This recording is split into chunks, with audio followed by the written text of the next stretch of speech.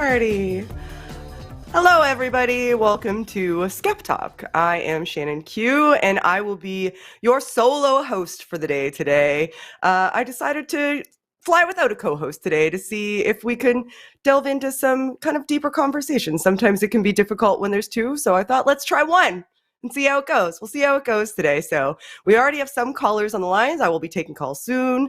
I did want to kind of ramble on about something at first. I wanted to take the opportunity while the stage is mine to entirely monopolize the air so that people have to listen to me uninterrupted.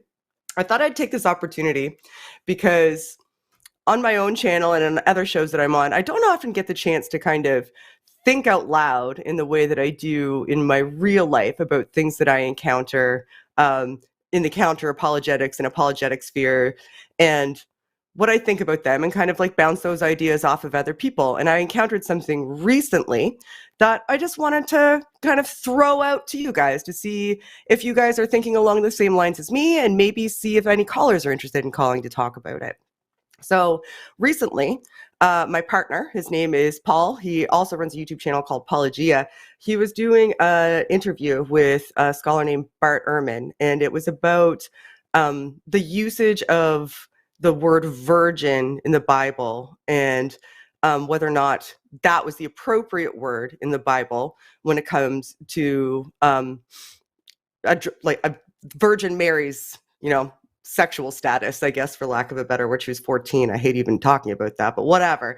And that sparked a conversation that the two of us had, as we often do, that led me to kind of an epiphany about the construction of the Bible. And I just haven't fully formed my thoughts about it yet, but I want to hear what you guys think about it. So as we were talking about it, I asked some questions about why it was that they had these questions about how the word virgin was used. And it all came down to how the Bible was constructed. So when the Bible was written, people are saying it's a firsthand account.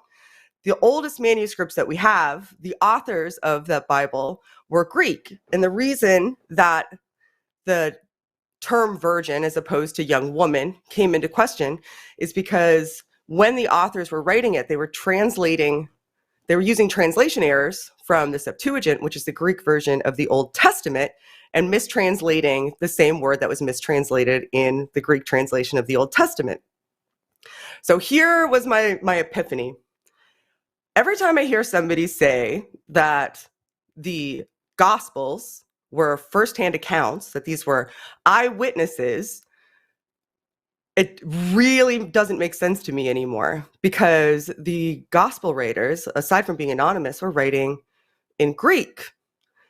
They were writing in Greek. So this is why I want to hear what you guys think. I want somebody to call in and tell me why I'm wrong about this, to test me on it, because I would have to believe that the Hebrew-speaking, farmers and fishermen who were likely illiterate, that were following Jesus around, that were in a position to write down their firsthand accounts, were not only literate, but were also bilingual, and then chose to write their firsthand accounts down in Greek instead of Hebrew, which was their first language. And not only did they choose to write down their firsthand account in a language that wasn't their own, their second language, they were also making transcription errors from the Greek version of the Old Testament, when if their first language was Hebrew, why wouldn't they have been referencing the Hebrew Bible, like the original version? Why were they using the Greek version? So this is a little slice of the type of things that we talk about in my house, and that epiphany came to me. These are the types of things that I use on calls when people have questions, because it just really doesn't make any sense to me at all that the people following Jesus around would, 1, be literate, 2, be bilingual, and 3, be referencing a document that was in their second language and not their first language when they were writing down their own firsthand accounts, let alone when we get into the fact that, Mark, that there's a synoptic problem, that, Mark and Matthew have a lot of, like 80% overlap. But that was a huge epiphany to me. So I'm really, really curious what some callers might think and what some of you in the audience might think. We will be reading super chats towards the end. So if you have a comment or a commentary or somewhere to direct me to look into this more, or you just have some ideas, or you think that I've gone astray, let me know so that I can learn a little bit more about this, because I feel like there's something there. And I'm sure that I'm not the first person who's had this epiphany. I'm sure that there's been many a scholar and a counter apologist and who's come to this through study and not through conversation, through casual conversation. But it just seems really, really odd to me. Really, really odd to me. So yeah, give us a call. All right. So we do need 1 minute before starting calls because we had to change screeners. Oh, I see. You just sent me a message. Oh no. Okay. Perfect. I will chat with the audience for a few more moments. I also, for anybody who doesn't know me, I was introduced to you guys on the first show that I co-hosted with Forrest, have an interest in psychology and specifically studied cognition and perception, and have a great love for the brain. So I'm always chomping at the bit for somebody to call and talk to me about the soul. So if there's anybody who would like to call and challenge me on the soul, I would absolutely love to have a conversation with you about that, because I just don't see how it's feasible given the physical mechanics of the brain, even on a microscopic level. So if you're interested in having a conversation about the soul, please call in and let me know what you think about that. Let me know if you think I'm wrong. Spoiler, I'm right. I don't think that the soul is possible, but we can talk about it. We can talk it through. I'm hoping to have some good conversations with you guys today once we're able to take some calls. Hopefully Jimmy will let me know by sending me a message when I can take a call. Another thing that I enjoy talking about, if you guys would like to call in and have a conversation with me, hopefully we can have a slightly longer form conversation, is morality. When I deconverted, one of the linchpins of my deconversion, and I think it is for a lot of people, was reading the Bible and realizing that the stories that I saw in the Bible didn't mesh with my conceptualization of morality. And because they didn't mesh with my conceptualization of morality, I knew that there was no way that I was getting it from this book, from the God that is purported to be evident based on this book. Because if that were the case, it wouldn't be, what I was seeing in the book wouldn't be in such juxtaposition to what I felt I could justify as right. So those are my favorite things to talk about. We've got a call. I love being able to have, we're ready? We can take a call? You can take the one call. I can take that one call. No, one of four. One of four are screened now. Oh, okay, cool, fair enough. All right, off we go. Oh, and wow, there's already lots of callers calling in. Yay, cool. All right, so first we're gonna talk to Clarence, who I've spoken to before. Hello, Clarence, how are you today? You are on the line. Hey, good to talk to you. Hi. Can you hear me okay? I can, my friend. What would you like to discuss today? Well, something that I've been thinking about lately, this show is about the psychology of skepticism. And something that I've really never heard talked about on any of these shows, and maybe I just missed it, is that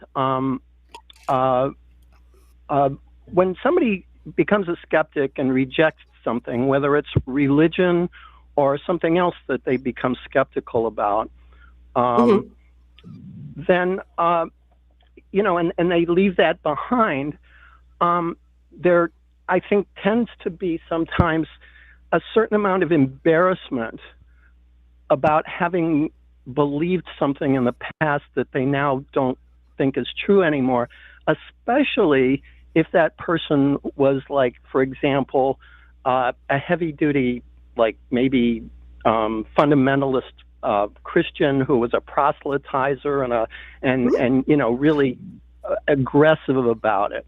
And I think one of the psychological aspects of that becoming skeptical is a residual embarrassment about having been so wrong and so aggressively wrong in the past.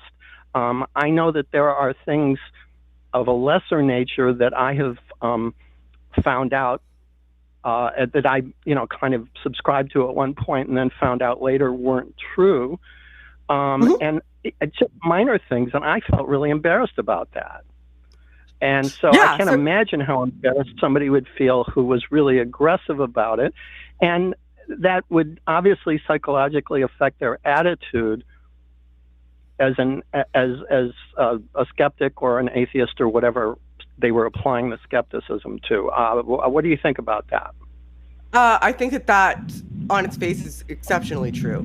Like, for example, like this is just like a mundane example. I found out a couple years ago, that I was using, I'm going to mute you for a sec just because there's some noise in the background, but I'll take you off once I'm done talking. Sorry. I found out I was using a word incorrectly for my entire life. But spoiler, the word is tertiary. I found out I was using it to mean tangential my entire life. I was doing it publicly. I was doing it emphatically. And when I found out, I was embarrassed because I was incorrect. I was publicly incorrect. That is something that's embarrassing. But I was also happy. I was happy that I was able to course correct. I had the new information that I required in order to be able to go forward being better. So I suppose it kind of depends on your disposition too, right? What your support structure is like, what you as a person are like, whether you're the type of person whose personality is strongly entrenched in the idea that you are somebody who is to be looked up to and somebody who is intellectual, somebody who should be perceived as a leader. If you find out that you're just fundamentally wrong about something that important, that of course can be embarrassing and likely is a natural feeling to have. Like that just comes from finding out that you're wrong. But how that manifests itself in your life has a great deal more to do with the type of person you are, the type of support system that you have around you, and how you couch it in your general outlook. Does that make sense? Hello? Yeah, hi. Sorry, I had you on mute because there was some background noise, but I just unmuted you. Sorry. I heard this loud beep. I didn't know what it was. Yeah, okay, that makes sense. I mean, I don't know if you recall, but one of the things that I've been kind of like learning about and thinking about is what I have previously referred to as toxic atheists. And the aspect of that I've discussed in the past has been anger, like anger over having been, which is, I mean, a lot of anger is legitimate, over having been deceived, over having been possibly traumatized, either psychologically or physically or both. And it seemed to me that another aspect of that it's somewhat different from anger is embarrassment. And that could potentially, not in everybody, but potentially in some people, kind of contribute to a kind of, toxic attitude as an atheist. And I'm certainly not suggesting that applies to everybody, but it's just another psychological factor in the conversion process could arise. So yeah, it's feasible that somebody could overcorrect, right? Like the pendulum could swing too far in the opposite direction, and now they're just being loudly and emphatically critical in less productive ways because they want to distance themselves so much from the source of embarrassment and kind of rile against it. Like that's possible. Exactly. I mean, what I kind of would refer to it as going from being holier than thou to being smarter than thou. Kind of. Yeah. So finding out different things about life doesn't fundamentally change your personality as it is, right? So you don't, if you have that type of trait in your personality where you want to be overbearing, or you want to be, or it's very important to you that you be perceived as intellectual, or it's very important to you that kind of people walk in lockstep with you, you have controlling attributes, those type of things, like just because you no longer believe in God anymore, don't just exit your body. Right? But you still have all the work to do on your personality. Like you don't deconvert from any religion and then suddenly become this exceptional, this moral paragon. as a result of that. Like there's a lot of work to do in deconversion and deconstruction as it is. If you already have personality traits that would lead you towards those types of behaviors, both in or out of faith, it would stand to reason that that would be the type of tack that you would take. And it can apply to anything. I mean, I know people who have converted from being Mac fanatics to PC fanatics and went through the same thing. I thought maybe the word you were going to say that you were embarrassed about was a boot, but I guess it was not. No, I've always said that correctly. Cool. I've never once said about wrong. Not once in my life.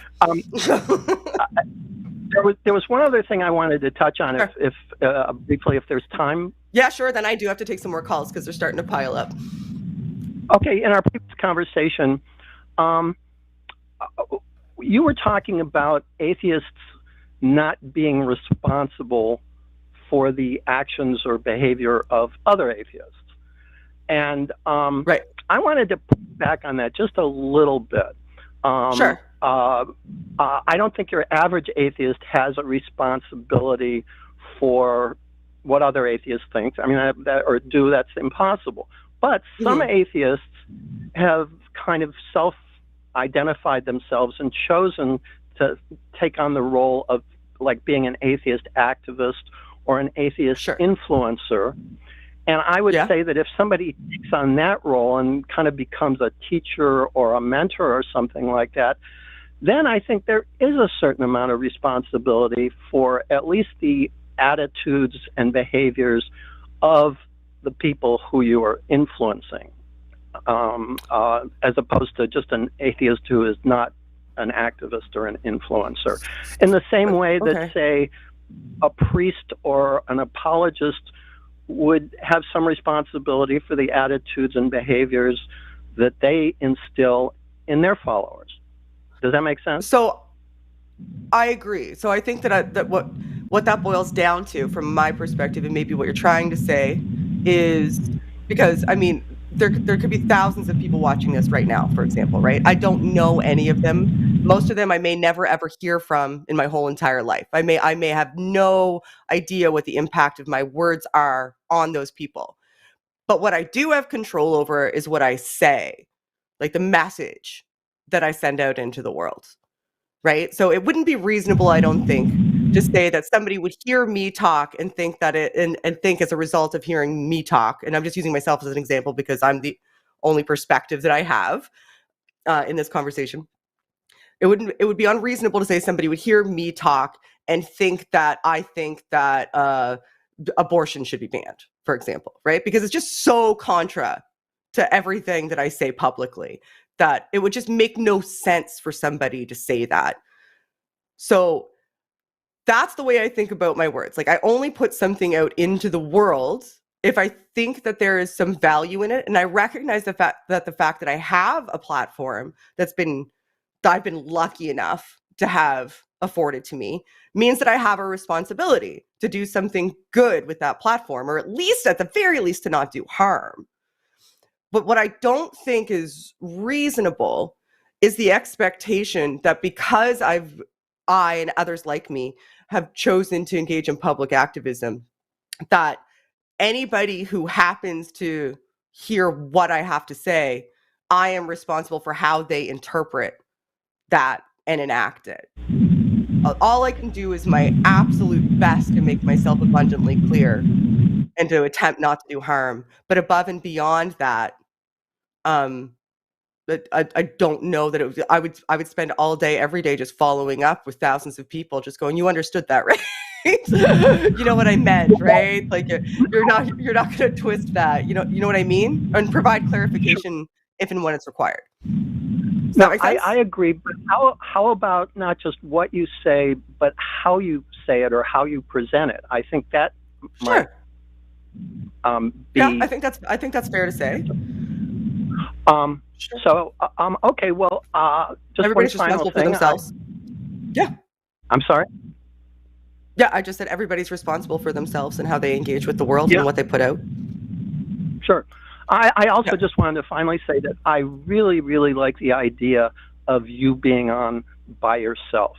I think that's really cool. Thanks. I really do, because they're it's just one-on-one, and you can say what you want to say without kind of back and forth and interruption and all that. I think it's really great. So I'm looking forward to the rest of this program. Well, thank you, Clarence. I really appreciate it. I do garner a lot of value from my other co-hosts. They know a lot more about things that I know next to nothing about. So I always learn from them, and I'm excited to co-host with them again. But I thought I'd give it a whirl because I have a passion for dialectics and conversation, and I thought, maybe today's the day. I don't mean to be disparaging about that. I mean, I thought when you were on with Forrest. Oh God, brain fart. Forrest. Thank you. That was an absolutely fantastic show. So I didn't mean to, be disparaging about that. Anyway, have a good one. No, I know. Thank you. I appreciate it. I just can't take a compliment. I'm Canadian. Have a good rest of your day, Clarence. See you later. It was nice to have a chat. Bye. That's interesting. I enjoy Clarence's perspectives because they help me kind of mull over. I love a little bit of accountability too, having some self-reflection. It's great. All right, we have a lot of calls in the queue, so let us start with. I'm going to start with Joey. Hello, Joey. You are on the line. What would you like to talk about today? How are you? Thanks so much for getting to me. I was wondering if you. So I'm assuming that you think we don't have a soul. Yes, explicitly do not think that is the case. No. So do you think then that we are just animals? Yep. Yes. Okay, then I would like to ask you a question. Sure. If you were driving down the thanks for taking my call. If you were driving down the road and you mowed over a chicken,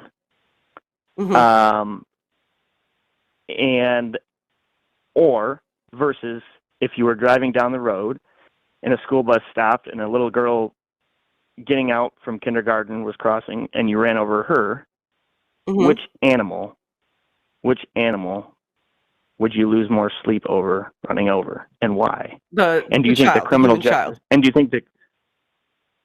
Why is that?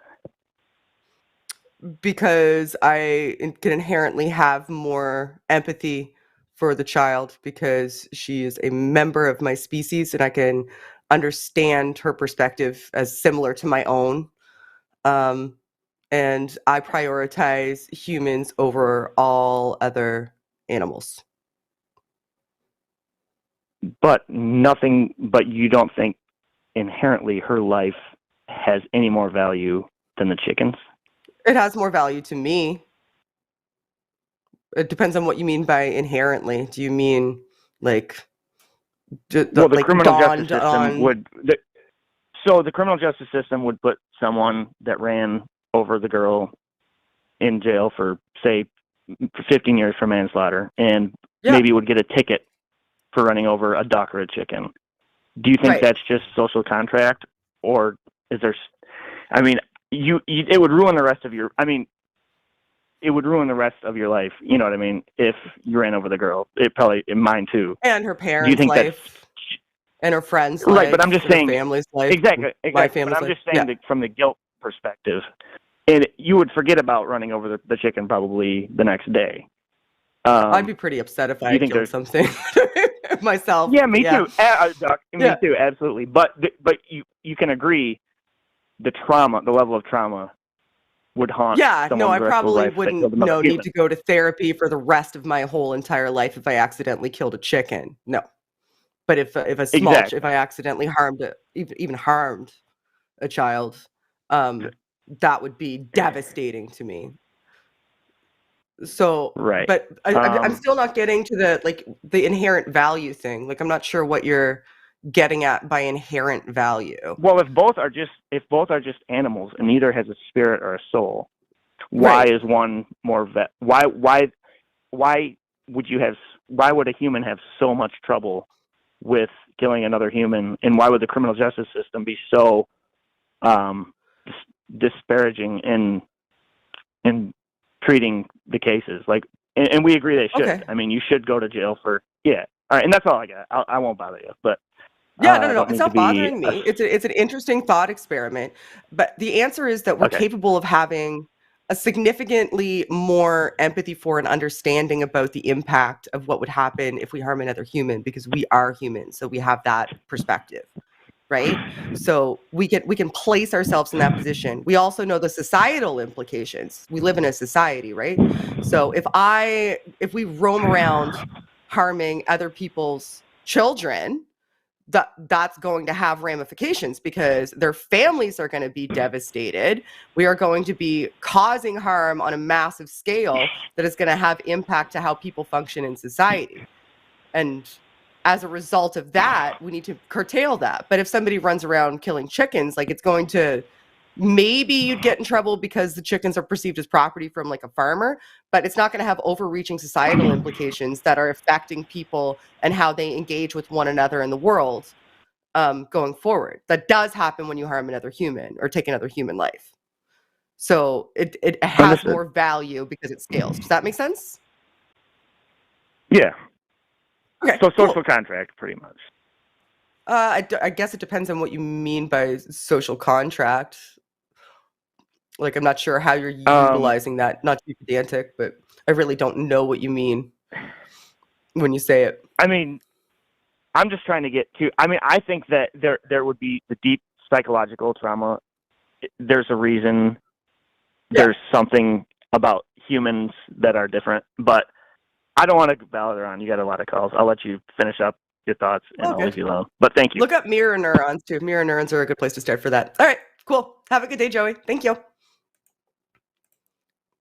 For anybody else, now that I let Joey go, there are neurons in our brain called mirror neurons that exist specifically to have us elicit empathy for other people.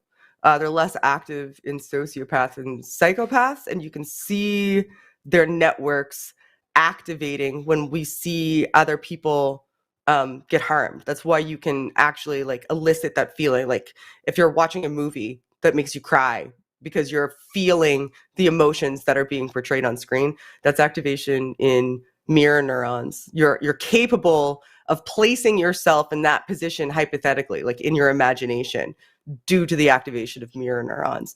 And that causes you to actually understand from your perspective what's happening from somebody else's perspective. So look it up. It's very, very, very interesting neuroscience that you guys can get into. All right, so we are going to talk to, let's talk to Mark. Let's talk to Mark. Sorry if you hear doggy in the background. Hi. The dog said Bork. Hi, Mark. You're on the line. What would you like to talk about today? Hi. How's it going? So I wanted to kind of pick up on what the last caller was saying. And I was going to come at it from a different angle, but I do agree with the point that the caller was making, which is under naturalism or atheism, there is no distinction. We're just animals. And yet we experience, and when we experience, we inherently have a moral experience inside of us. And that gives us grounds to, I think so. I mean, if I saw somebody kick an old lady to the ground, I'm going to have a violent internal reaction to that. Right. Nobody needs to teach me that's wrong. What do you think causes that? But like, why do you think that is? Why do I think that is? Yeah. Well, I mean, I think it's multi-layered. I think it's a combination of, I think there's an element of social conditioning. I think there's an element of, genetics.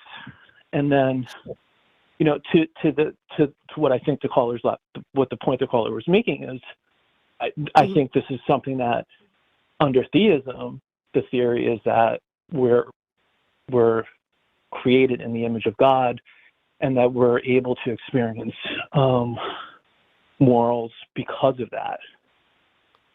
So and that you think that the reason you have empathy is because God gave all of us empathy?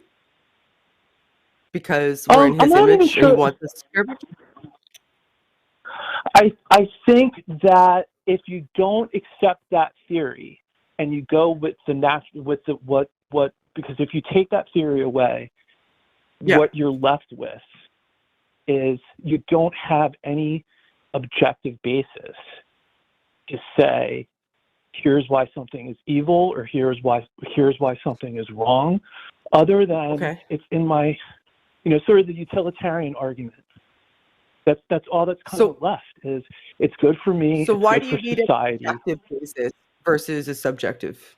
Like why do you need an objective basis? Like what's the fundamental difference between one and the other? So if I say I don't really believe in objective morality, I think morality is subjective.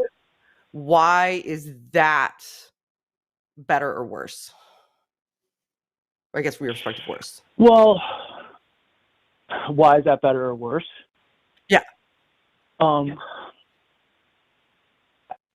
I mean, I guess the way I'm looking at it is, I mean, because you could almost come up with whether there would be sort of downstream societal impacts that might be better or worse, but I think really what matters is the truth or falsity of the claim. And for sure. But it seems like your argument was, it seemed to me that your argument was, if you have a naturalistic perspective, then you have to say that morality is subjective, and that's not good. So is that not your argument? Right. Well, it's not that it's. I guess I'm not arguing that it's not good. Although I think there. Are you arguing it's not possible then? Not that it's not possible, but in trying to put together a framework in understanding the world, we generally do that by the scientific, process and philosophy and all kinds of other things. Exactly. It's just trying to, I think it's just trying to find truth. And so when you're posed these questions, they're not the type of questions that can be answered by science. You need some other framework, to derive, the truth or falsity. I don't think that where morality comes from can be entirely answered by science. I think a lot of it is in the realm of philosophy, more so. But I'm still not clear on why morality being subjective could not be true. Because it seems to me on its face to be pretty true. That it's subjective. Yeah. You don't think there are things that are objectively evil and objectively good? You think it's a matter of your personal taste as to whether they're good or bad? No, I don't think that it's a matter of personal taste. I think that if you look at the definition of the word morality, right? So like the word morality is describing a framework of what is right and wrong, right? What is good or bad on that spectrum.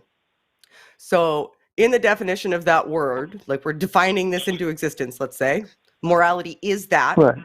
So since morality is that, now that we now need to define what would make something good or what would make something bad.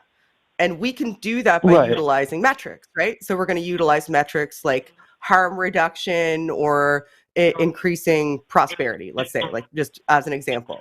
So we know now that we have that as our point, our jumping off point, that anything that we're defining as good on that spectrum is going to have to, at the very least, reduce harm and ideally increase like flourishing. Right? So we can use that as a metric. And now that we know what the goal is, we can objectively say something within that framework is right or wrong because we know how it's defined. We know how it's determined. And I think that makes sense to me. What doesn't make sense to me is saying, well, all of us inherently know what is right and what is wrong. Because you can point to examples like murder, because everybody will agree, knowing that framework, that murder is wrong. Because it decreases flourishing and definitely harms, right? So we know that it's wrong. It fits like the full throttle of that framework. So everybody will agree that it's wrong, right? Not just because I feel that it's wrong, but because it fits in with that framework. What doesn't make sense to me is saying, well, morals are somewhere in the ether, and they're objective. We don't have full access to them, but we can kind of feel them and just know what's right and wrong. Because if that were the case, it wouldn't make any sense to me that people would ever do anything that I consider wrong, right? Well, or that people would disagree with me about what is right and what is wrong. Exactly. No, I agree with. I mean, I agree with that last part what you just said. I mean, so here's how I would respond. When I made the comment earlier about whether you felt something was subjectively evil or subjectively good, I'm trying to get at whether you really think it's subjective or not.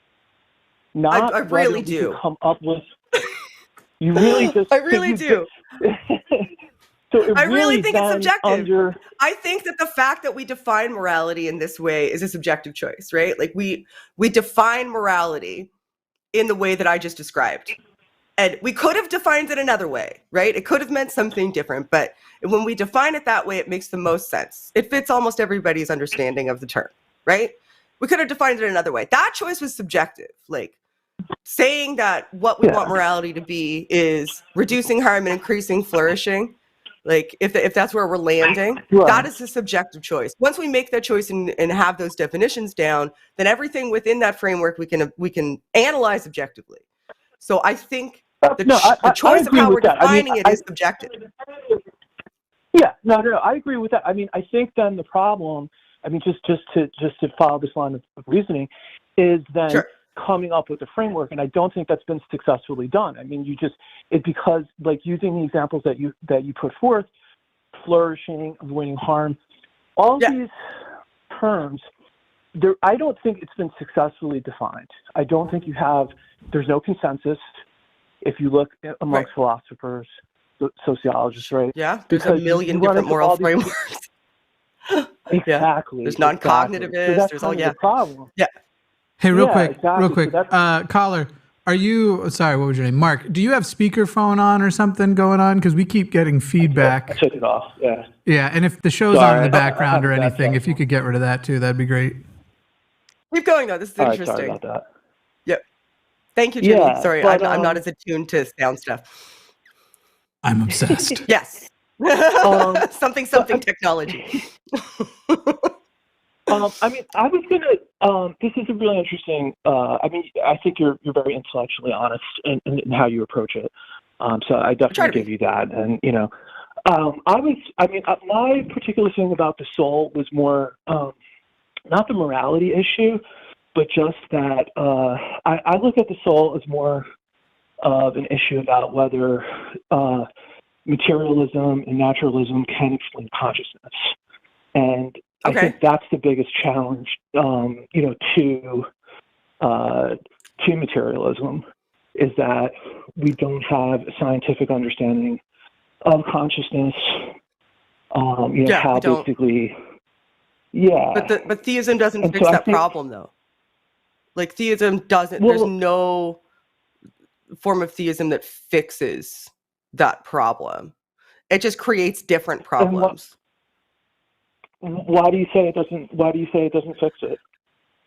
So, what version of the soul do you believe in? Because I don't want to straw man you. Are you a dualist, or are you okay? Yeah. So you think that your soul is something that interacts with the body, like with the brain, exactly, and is you definitionally is you, right? Exactly. But exists outside of the body.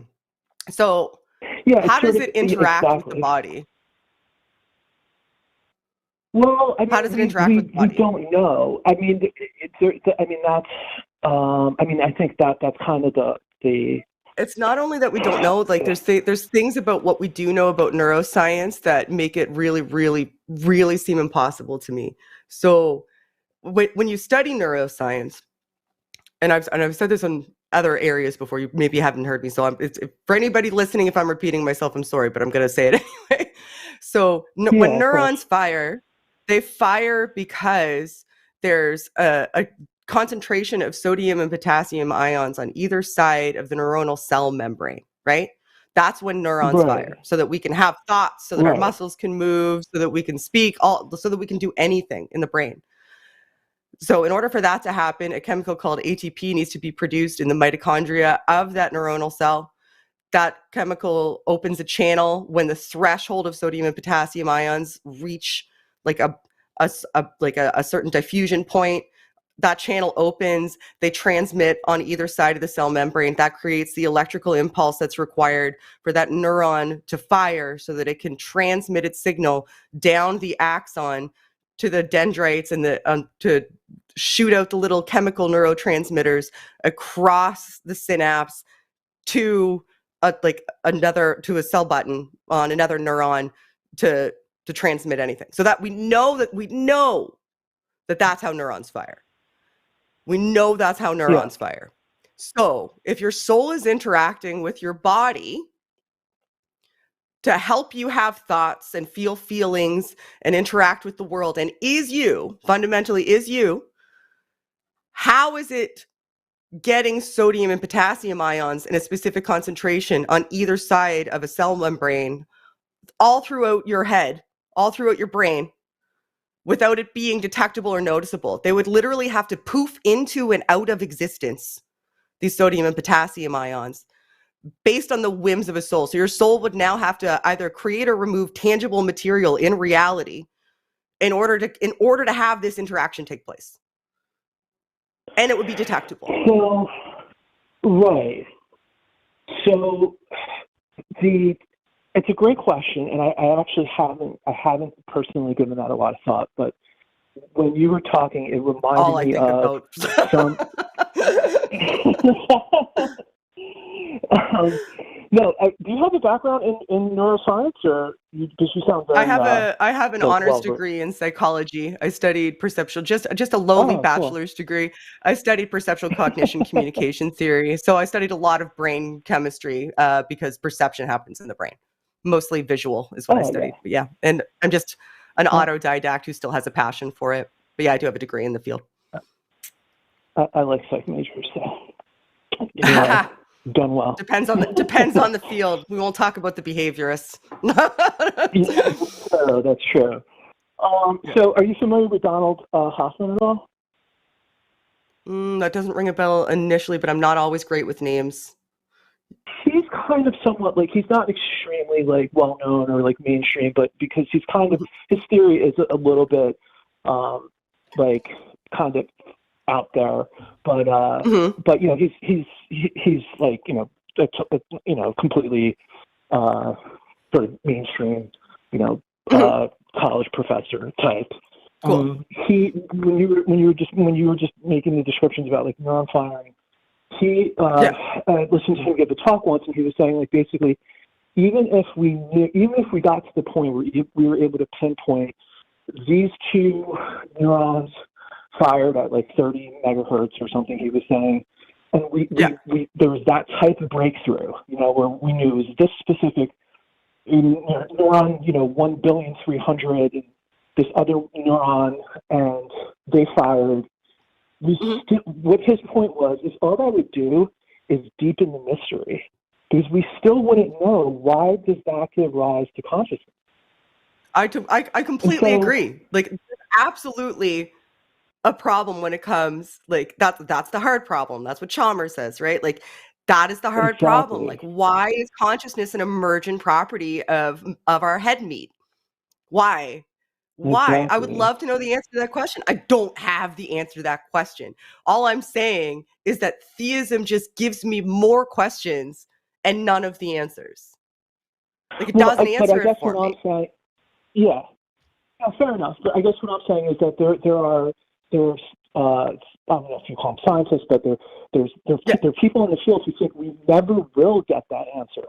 It's not, I hope they're wrong. You think they're wrong? I hope they're wrong. I said no. I said I hope they're wrong. Right. I hope they're wrong. Oh, yeah. I wish I knew the answer. Yeah. So, but I mean, this might just be a problem facing both sides. So I'm just not sure if that is ultimately. I mean, I think it is, but I don't think that like pointing to it is any evidence of a soul for me. It just really isn't, especially since anything about a soul would have to find a mechanism of interaction, and the mechanism of interaction doesn't make any sense to me. Well, have you heard? I'm sure you've heard the analogy with like the radio, and like how radio is this. If like somebody from like 300 years ago found the radio and they heard sound coming out, they would wonder, where is that coming from? And they would never be able to think like it's the electromagnetic wave and there's radio towers. So but we know that, but you're giving an example where we know the mechanism of interaction. So like, I get, what you're saying that, okay, well, we're ignorant about where consciousness comes from, so it could be a soul. Is that kind of what you're saying? I guess what I'm saying is like, even if there was even if we identified the physical interaction, I'm not sure that would defeat dualism. It might. I think that the interaction problem defeats dualism. To me, it just totally does, especially when we know how neurons fire, right? Like, we know that it would be detectable. We know that, like, if in your brain at any given point where millions of neurons are firing, sodium and potassium ions are just like flying into and out of existence in order to make that happen in the way that your soul wants it to, so that it can interact with your brain. Yeah. Like, there just doesn't seem any way to me that A, that wouldn't be detectable, and B, that wouldn't be like, that would be deadly. That would be like a deadly thing to happen, right? But it would need to. Yeah. It would need to for a soul to interact with the brain and cause the brain to do shit. It would have to happen. To have some sort of some interaction? Sodium and potassium ions would need to and your cells would just need to produce ATP, like your mitochondria in your neurons would need to produce ADP on demand, which it also is infeasible. And the concentration of sodium potassium ions on either side of the cell membrane would need to be reconfigured at a breakneck pace and then you'd all have all the work to do of explaining how a soul can create and destroy, literal material in order for this to be possible.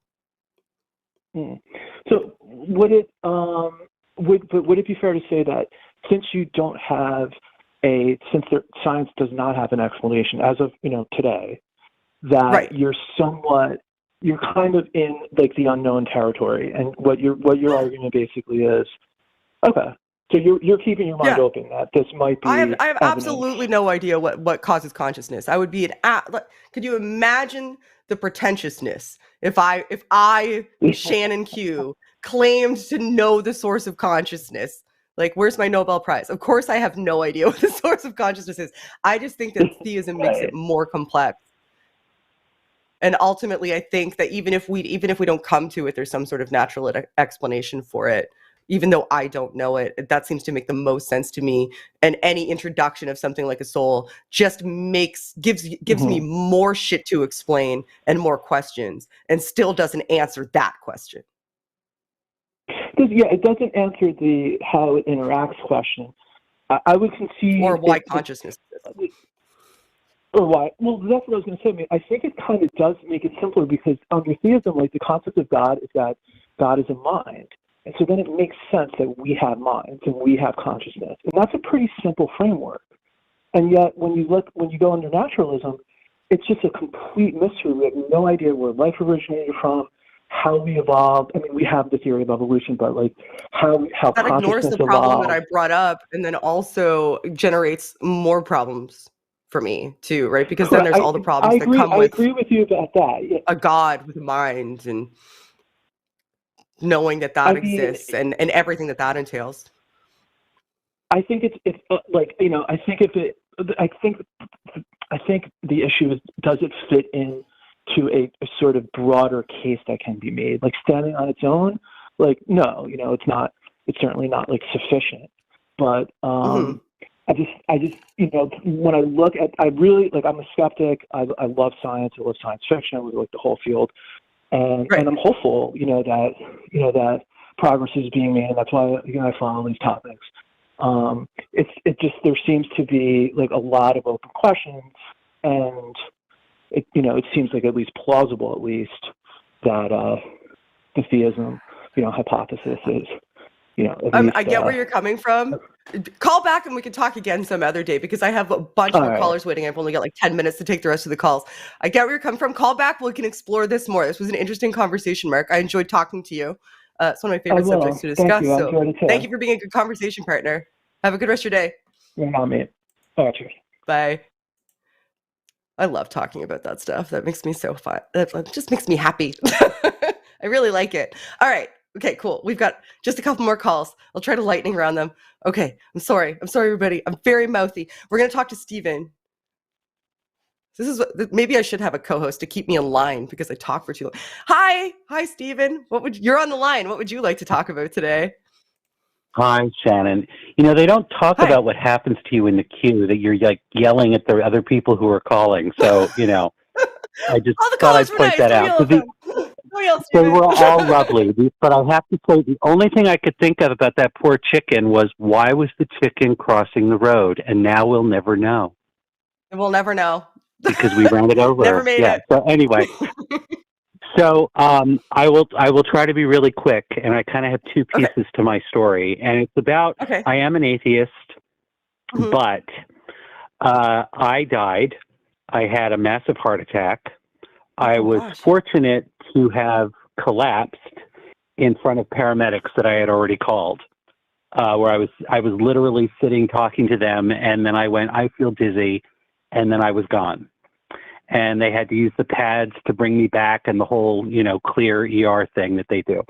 And when I was out, I saw people that I knew who had died somewhat recently to when that occurred.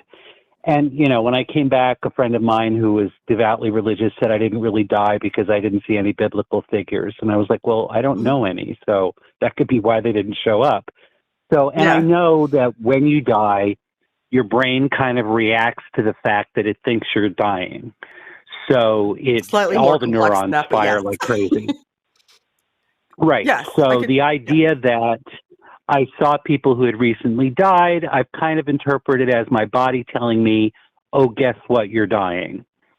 And that's why these people are here, because this will be a message to you or whatever. So where I'm going with this is, I don't know for certain that was what my brain was doing. I mean, I've read the literature, as a lot of us do who've gone through this, read the literature about it, and I understand how that could be the case. But it felt like one of my two friends that I saw there sent me back. And she nodded no. She didn't say anything. Nobody said anything. She nodded no. And then the next thing I knew, I was awake on the floor saying, why am I on the floor? So there was that. And then fast forward, my mother passed away. And she had cancer. Thank you. She had cancer that metastasized. She developed dementia.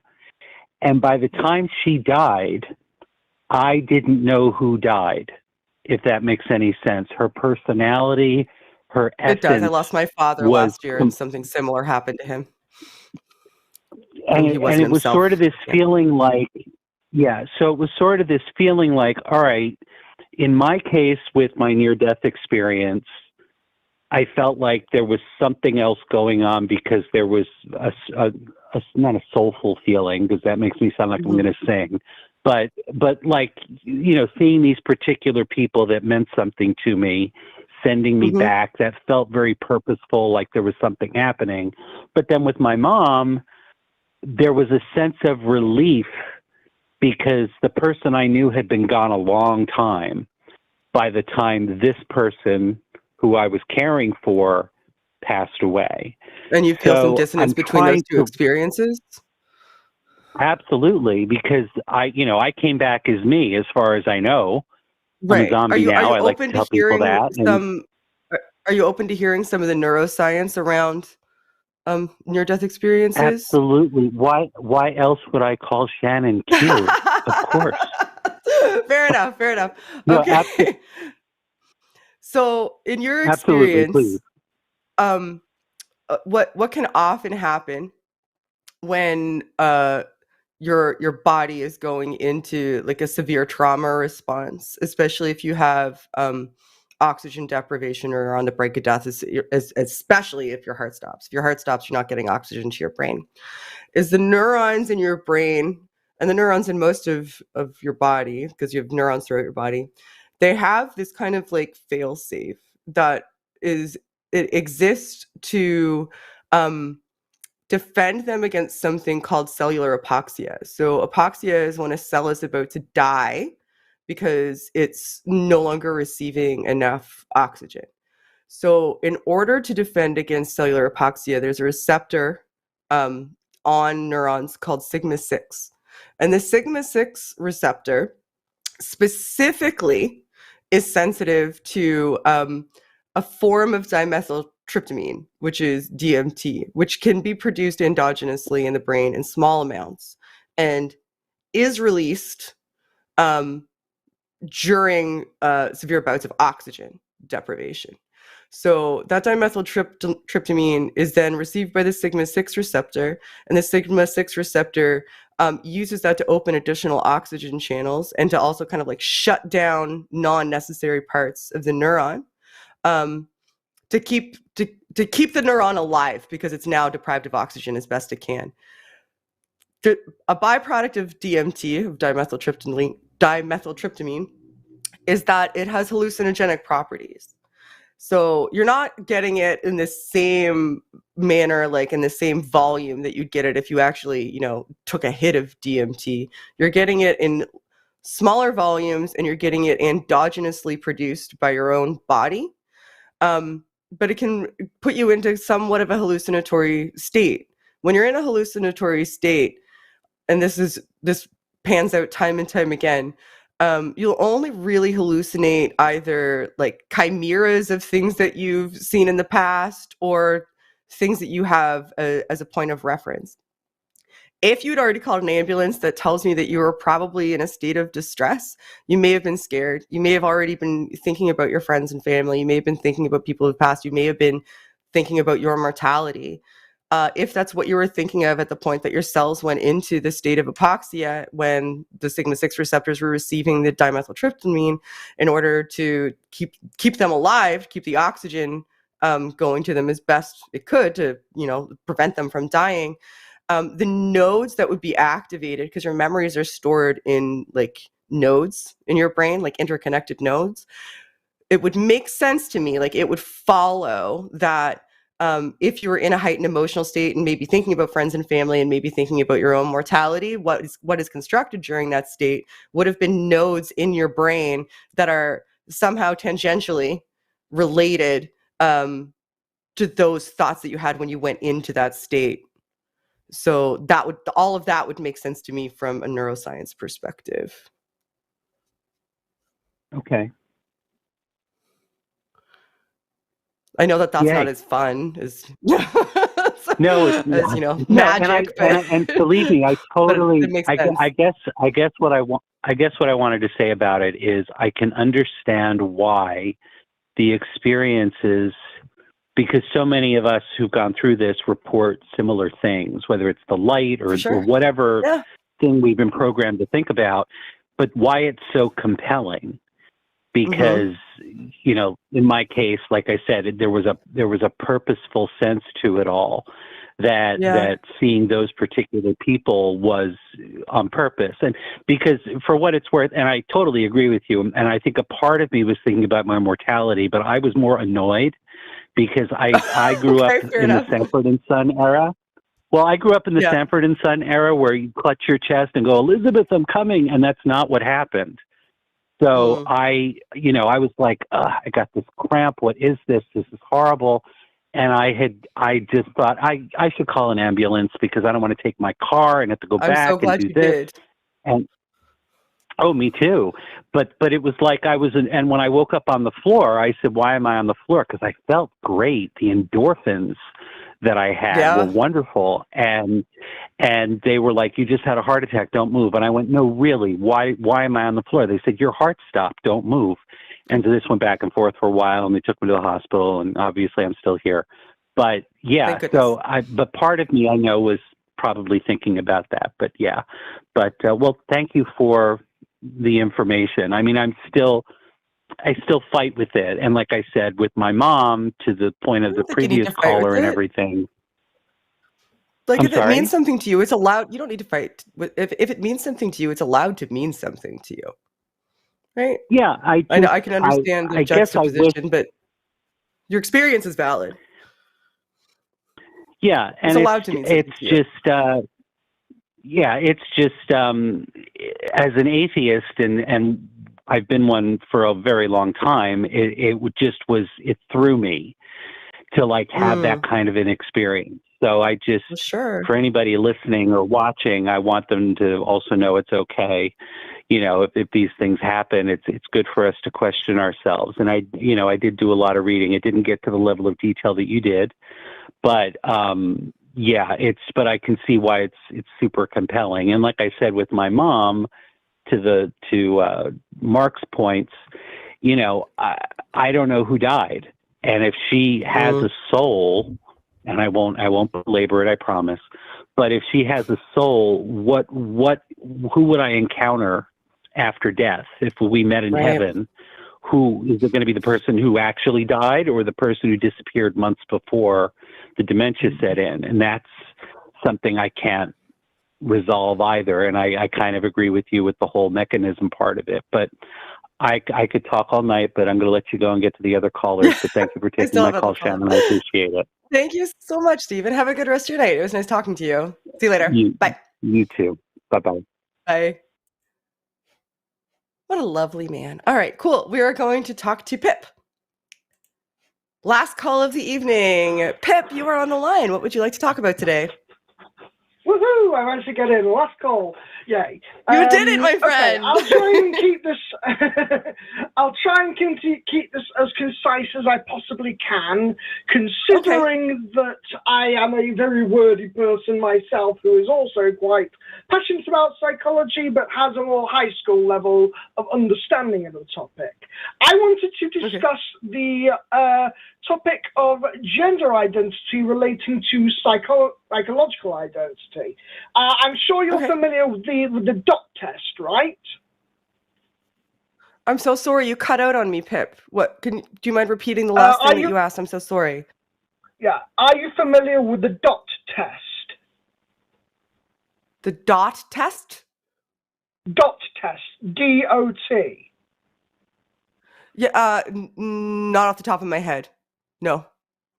Basically, it's a test commonly done on non-human animals, and they put this little red dot on their forehead, and they put them in front of the mirror and see how they respond. This is to measure if they see themselves as a distinct person, as a distinct individual. They can recognize that's actually me and not an animal looking back. Yes, I'm familiar with that through Piaget's stages, though, not from an animal psychology perspective. But yes, Piaget's stages of development show. Yeah. Anyway, yes. Now I know what you mean. Yes. I know. Yeah. I know that this is a relative rarity in animals, and humans develop it around the age of 2 or 3 or so, and that is also, as far as I'm aware, when a person's internal sense of their gender identity, starts to, pop up, whether they're, cis-trans or whatever concept they're able to articulate at that time. So I'm wondering if there is a link between this psychological sense of identity and the cultural concepts of gender identity, because as we all know, gender is a social construct created by society to largely explain what's defined as masculinity and femininity. So I'm thinking, my line of thinking is that these two relate to each other, and that there is some hard brain stuff going in to the sense of gender identity, rather than just like a personal emotional connection to these concepts of masculinity or femininity.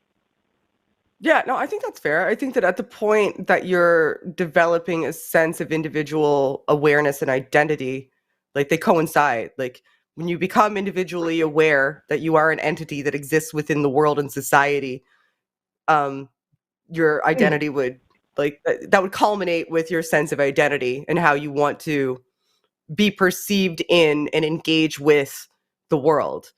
That overlapping makes a significant amount of sense to me. Now, I'm not sure about the brain stuff.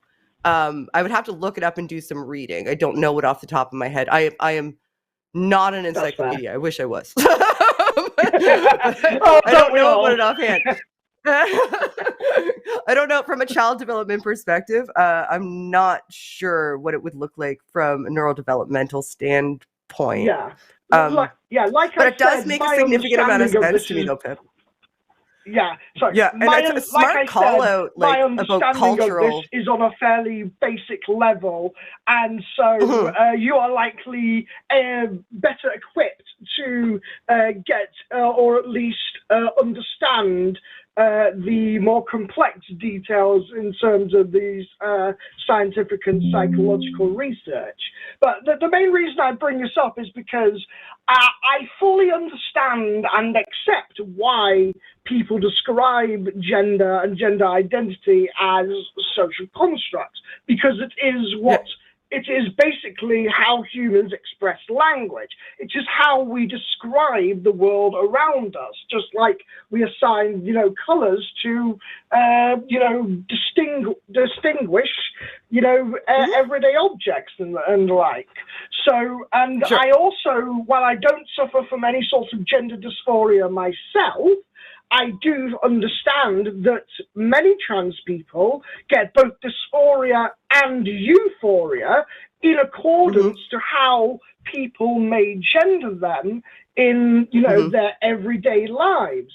And so things like having, say, facial hair or, more developed breasts might give them a sense of gender euphoria and a greater sense of, now I look how I feel like inside. And so how I want to be perceived. If that was all like a social construct, then, it would all be fairly, I'm not sure if random is the right word to say it. I'm sort of searching for the word. Well, I guess, Pip, what I see is that the labels are social constructs. How you want to be perceived in the world, it's a linguistic trick, right? Like saying pronouns and how we label genders, all of that aligns societally within whichever culture you are with a certain subsection of things, like of attributes, right? And if you want to be perceived as belonging to the group and are a member of the group that has and identifies with and wishes to be perceived as having these attributes, then the label that all of us kind of agreed upon that goes to those attributes, that linguistic label, is arbitrary, really, because language is arbitrary. In a different language, it would be a different word, right? But the important thing is the recognition. Because us as a group, this is where it's a social construct. Us as a group have kind of naturally over time decided together that, this group has these attributes in this label. This group has these attributes in this label. There's some people that deviate on the outside and still blah, blah, blah, blah, blah. Like it gets more complex and more nuanced the more you analyze it. But it's very, very, very, very important that people go where they belong, with who they are. Yes. It drives me absolutely batty bonkers that people tell them that they can't, that they don't deserve to be themselves and they don't deserve the labels that belong to them. That's what the problem is, I think, is that people are saying, even though you have all these attributes and you want to be perceived this way, and mentally this is where you are, this is who you identify as, and this is where you want to be recognized, and this is where you perceive yourself as belonging, and you do legitimately belong. I'm going to tell you no. I'm going to be the arbiter of who you get to be. I'm going to tell you have to be something different.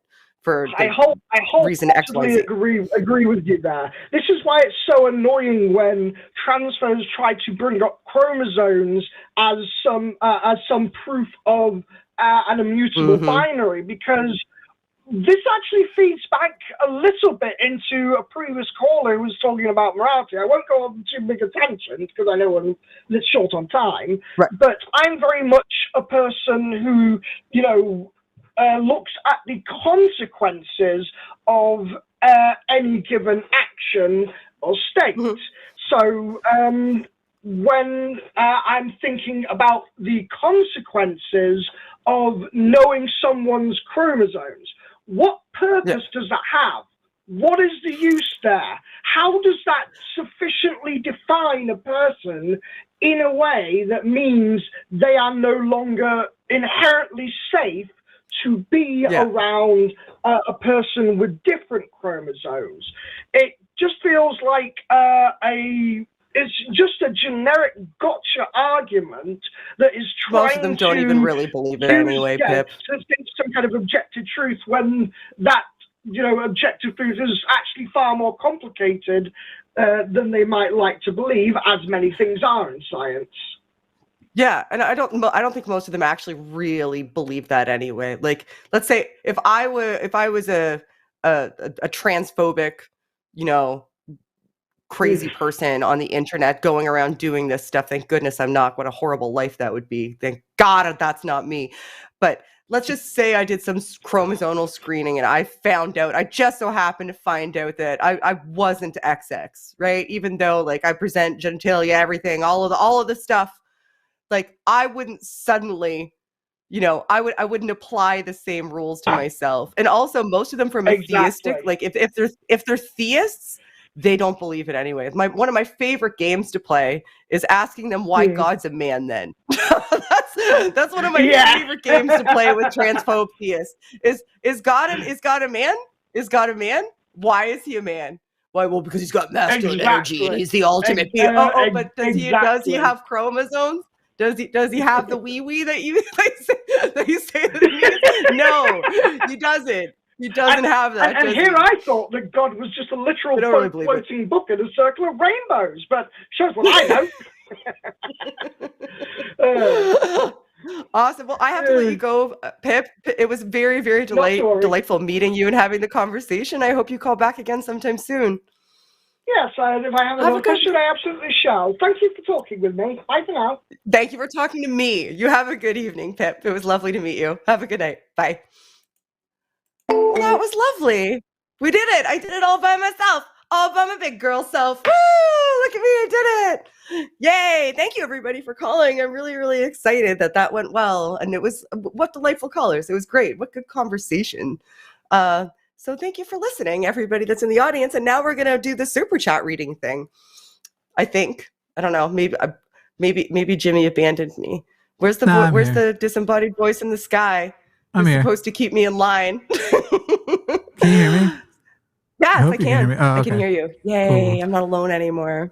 I was closing out the call stuff. I think you hung up the call-in system. Did I?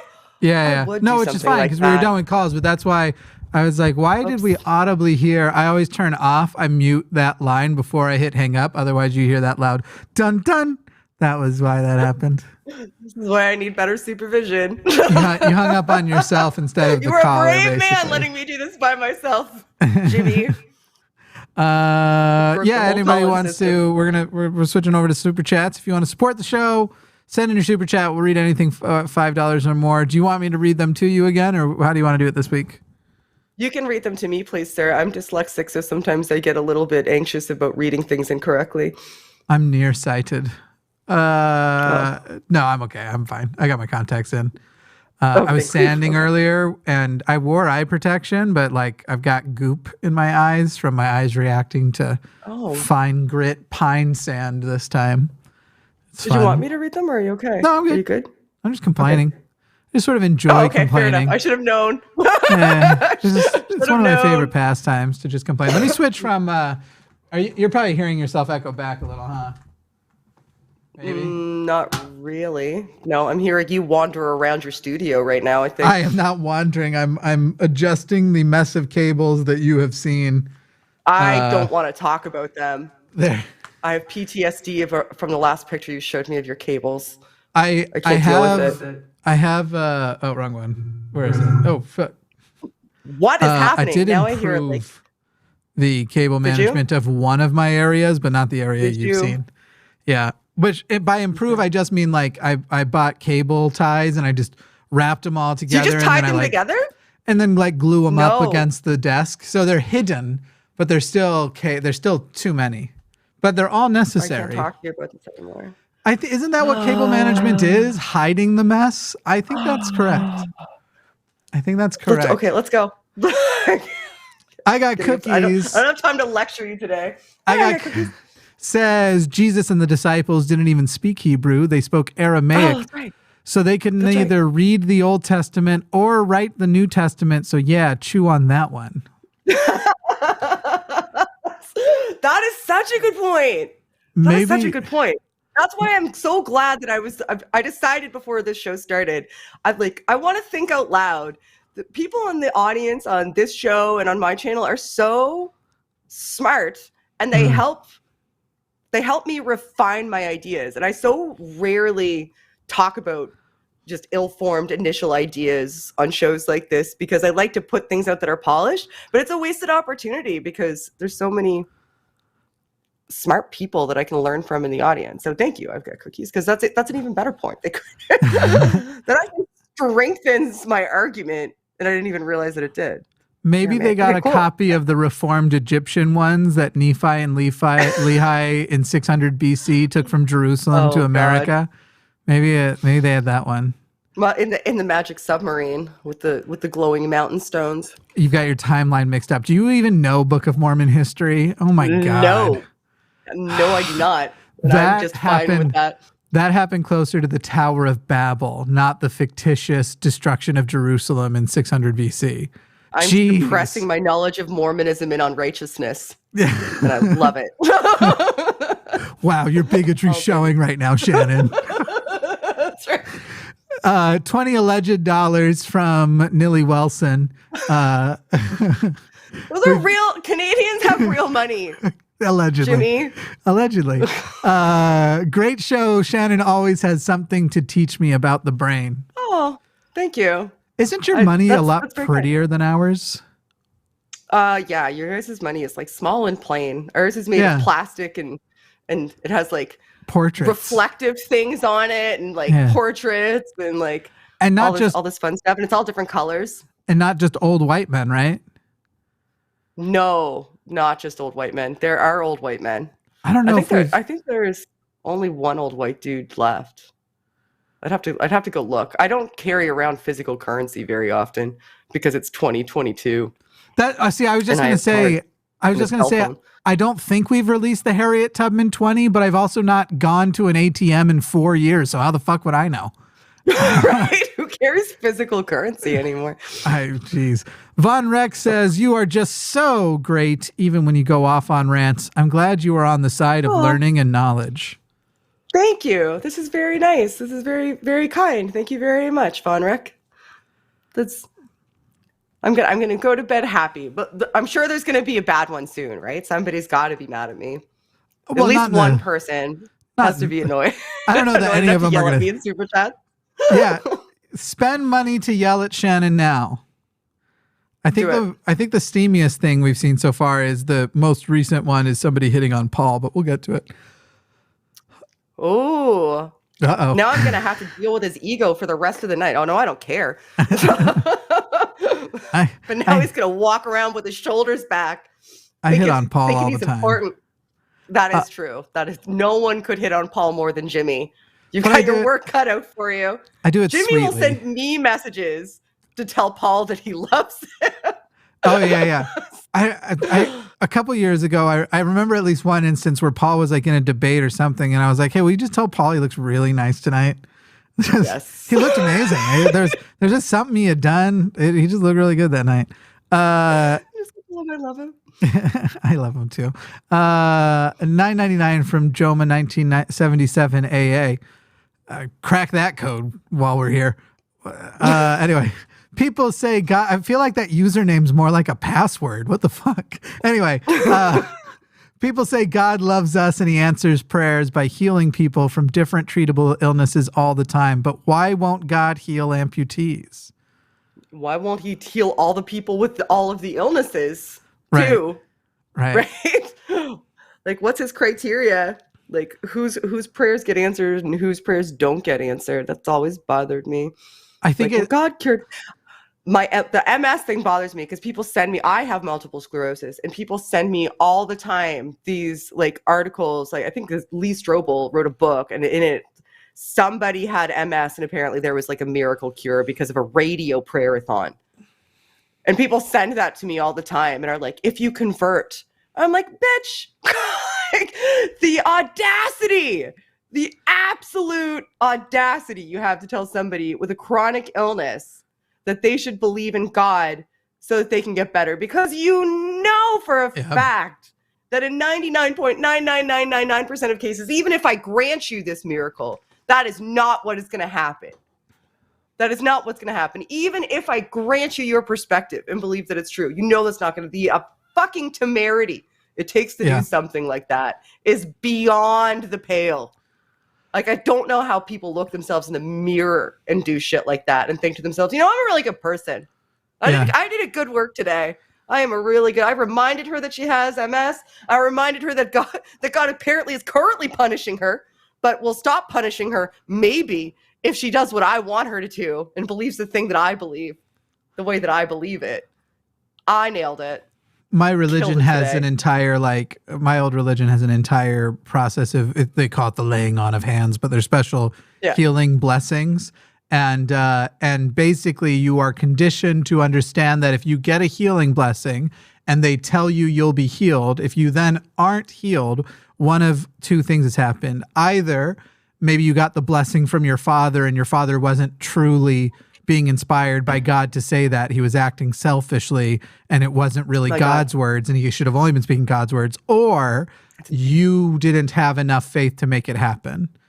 That it was, you didn't lack, like my brother, the one who used to produce the show, he was getting blessings that he would go on a full-time Mormon mission one day, even though he has some serious issues and health issues too. That's a joke. Anyway, sorry, it's teasing him now. He has serious health issues and it never came, quote unquote, came to pass. And it was apparently his fault for not having enough faith that it would happen. Isn't that interesting that if something does happen and you get healed, God gets all the credit, and if something doesn't happen and you don't get healed, you get all the blame? Right. And kind of like how this super chat points out, it's always the stuff. Have you heard Tim Minchin's song, Thank You, God? I don't think so. Oh, write it down and listen to it like after this. Thank You, God by Tim Minchin. But the whole concept of the song is like somebody's cataracts spontaneously heal.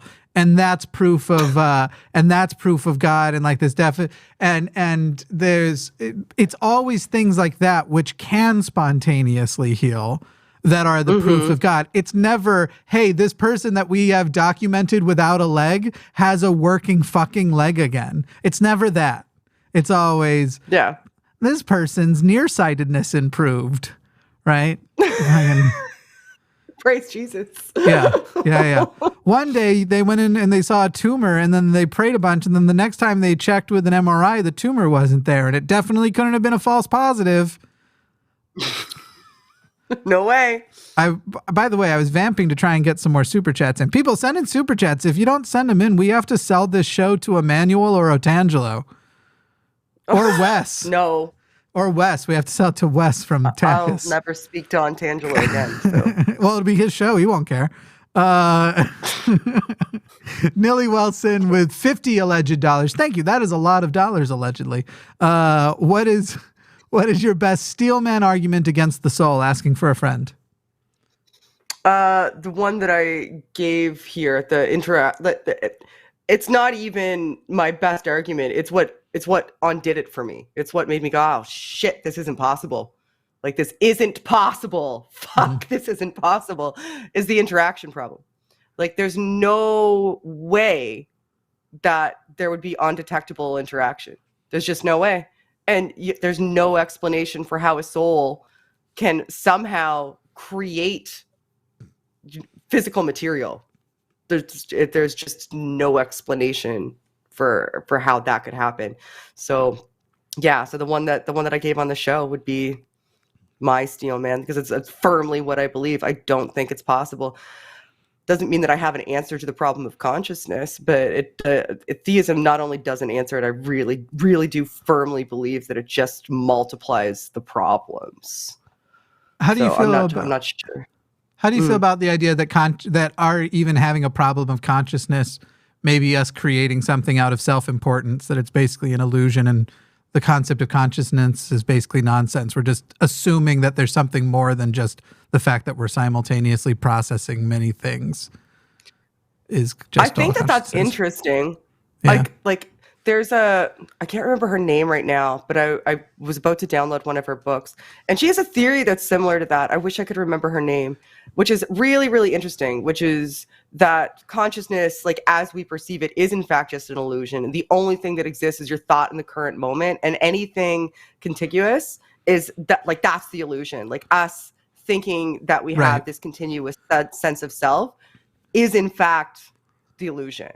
Yeah. Like the only thing that exists is the current moment, and that sense of self is an illusion. But then my question is, where does that sense of self come from? Like that exists intangibly as something that we can all like speak towards. So that is something, right? That sense of self is something.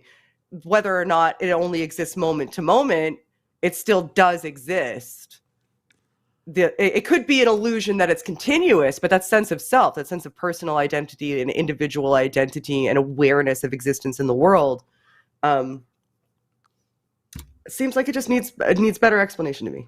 I think I started to fall down on the like feeling like I sort of favor that side of thing when I started reading about sort of the difference in conscious experience between people who have a significant deficiency to a certain sense. And so like say a blind person who, when they scan the brain, they see that this person they've been blind since birth, and they're having a conscious experience that's different than ours because their color centers in their brain are lighting up in reaction to sounds, and they're basically hearing. We would say they're hearing in color, but they don't experience it like that. And so I don't know, it just sort of undermines the whole thing because their sense of self is pretty different. I don't know. That's interesting because they wouldn't have the same perceptual experience that we have, but their visual centers lighting up in response to sound doesn't mean that they're experiencing something like vision. Like books on brain plasticity and studies on brain plasticity consistently show that like your brain real estate is valuable real estate. And if there's a perceptual system or a sensory system or any kind of system that's not utilizing that real estate, it will be grabbed up by something else that can use that real estate. So your sense of hearing may become heightened as a result of A, having to rely upon it, and B, during early stages of plasticity, that those portions of the brain that weren't being used for the visual center because you didn't have an active visual center were like grabbed up by the auditory center and then utilized not for the same type of purpose as vision, but that real estate was grabbed up. So I don't know what that would be like for me because I'm using my visual center. So I don't have any basis of comparison, but I know it wouldn't be anything like vision. It would be something different than vision and different than how I experience hearing. It would be something in between the two, but I don't know how that would relate to the sense of self. But that's an interesting question. Yeah. Have you seen the people who have trained themselves to literally have developed as humans echolocation? And it's seeing people have figured out how to do it too. Yeah, it's nuts. It's nuts. Cool. I'll have to send you the video on it. But they're literally clicking with their you can train yourself and you can click with your tongue and navigate a maze. Yeah, you can navigate a maze of pillars and never run into anything, and it's crazy. I am gonna hurt myself trying to do that. Yeah. That's That's what's about to happen. Is that I'm the type of idiot that's going to be like, I could probably do that. I want to see if I can do that. Brains are crazy. And then myself.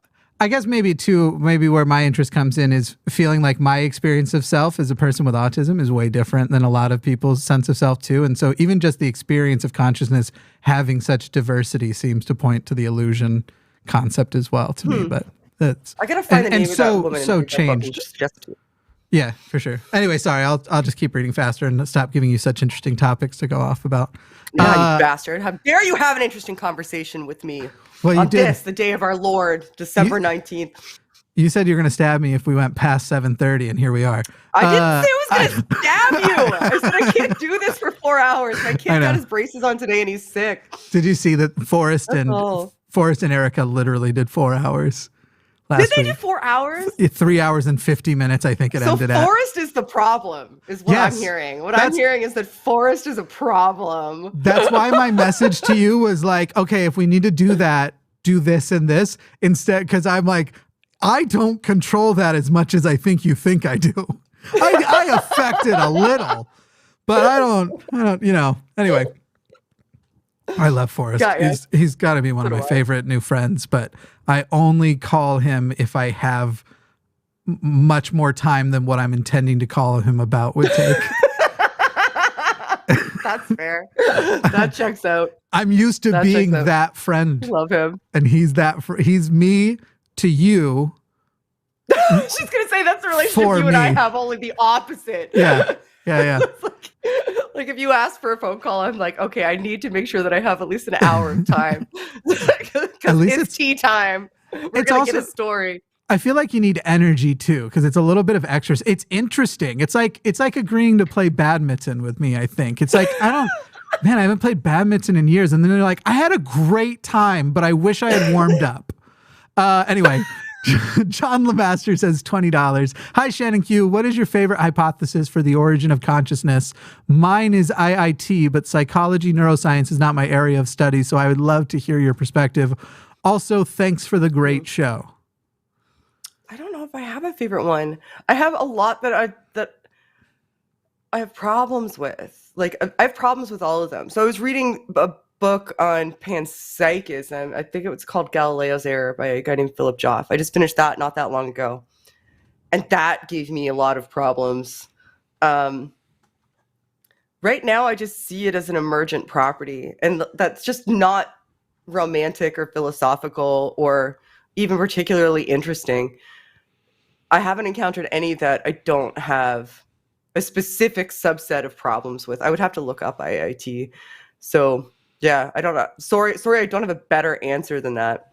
Like, if I found one that I thought was good, I would, believe me, be shouting it from the rooftops all the time. But I haven't found any that I think are particularly good. I'm interested in reading this. I really need to find her name. This woman's book on illusionism. She's a British lady. I can't remember her name. Doctor. See, I feel like you were like, can you imagine someone so arrogant to say they know what consciousness is? And I was like, I know what it is. Of course you fucking do. No, my hypothesis that's personal to me is if you gave a computer the ability to have angst about that which it processes, it would be as conscious as we are. That's interesting. That's I get. I like Mark Somm's book. Like the best book that I've read thus far, actually I should say, like I should have said this initially, is The Hidden Spring by Mark Somm. And he doesn't purport to like have the answers. He describes what he talks about in the book as a clue, but it was a paradigm shift for me for how I thought about consciousness in the brain. Because previously I thought about it more like cognition and processing. I thought about like the front part of the brain, the frontal lobe, like where we have our thoughts about stuff, like where we process things, like where our logic centers are. I thought about that as consciousness and conscious experience.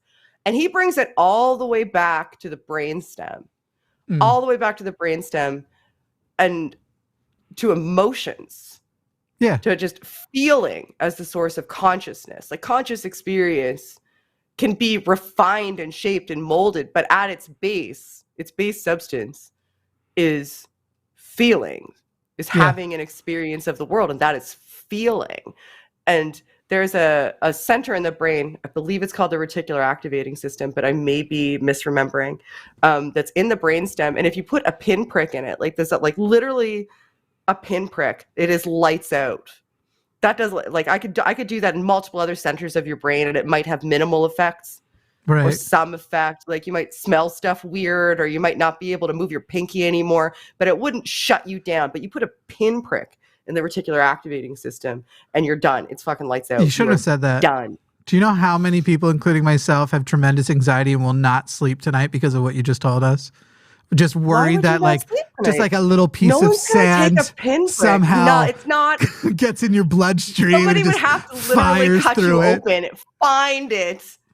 You'll be fine. I promise you. What if I'm driving down the road and at 200 miles an hour a pin just flies through the glass the way we've seen it can go, a pin, and just and it's lights out.